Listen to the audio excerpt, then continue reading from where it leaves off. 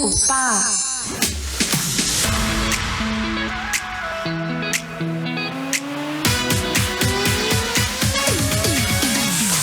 Pumasok ang taong 2026 na ikaw ay single at parang matatapos din ito na ikaw lang pa rin ang mag-isa. Oo.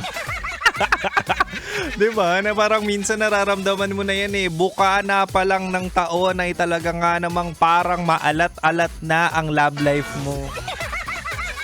Kakaumpisa pa lang ng taon, imaginein mo, hindi pa tapos ang January. Pero nagtataka ako, mahal, no? Ang January ngayon ay para bang hanggang 40.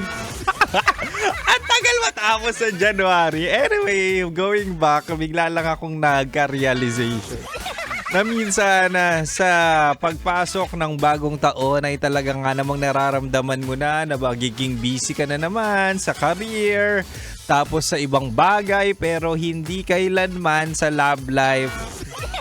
Yan ang problema sa'yo, masyado ka na nasanay mag-isa. Akala mo kaya mo na lahat, akala mo kaya mong pakiligin ang sarili mo, akala mo kaya ng kamay-kamay lang. Boring kaya? Huy! Mahal. Ako to, ang napapakinggan mo ngayon ang Spicy Opa sa radyo na kapag natikman mo, hahanap-hanapin mo. Ako to, mahal, si DJ Kim Chino. At makakasama mo ko 69 tayo, 6 to 9 p.m.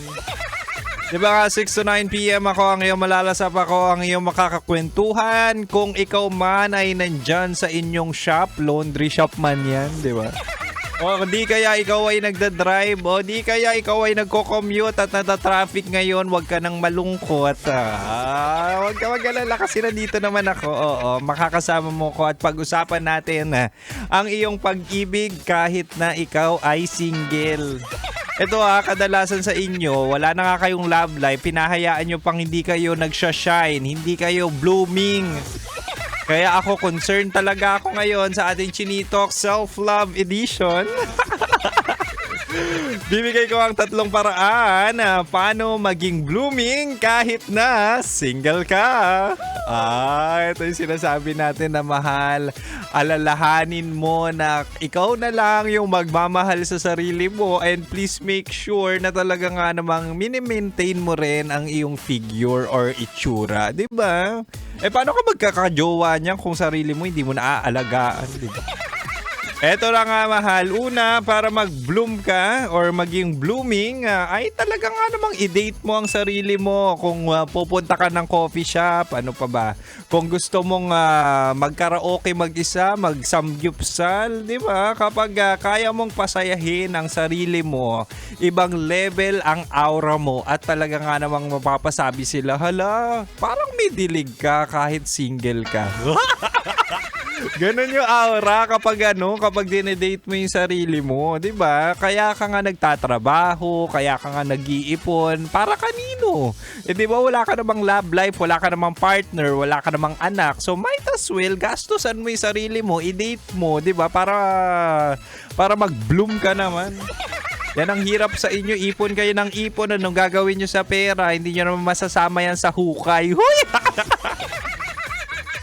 Anyway, isa pa lang yan sa blooming tips natin. But for now, ay naku, i-grab ko na rin yung opportunity kasi ang dami nagpapabati kay Kim Chino. Shoutout natin ang lucky winner natin kahapon na nag-claim. Bataan Grab drivers, mag-ingay! Diba? Yan yung mga gwapo pero babaero na sina Brian Del Rosario. Happy birthday sa'yo. Pogi pero babaero. Isa pa ito, tropa niya, Mark Lahom, Joseph Serrano, Paul Del Rosario, at syempre si Ricky Habana. Tropang babaero.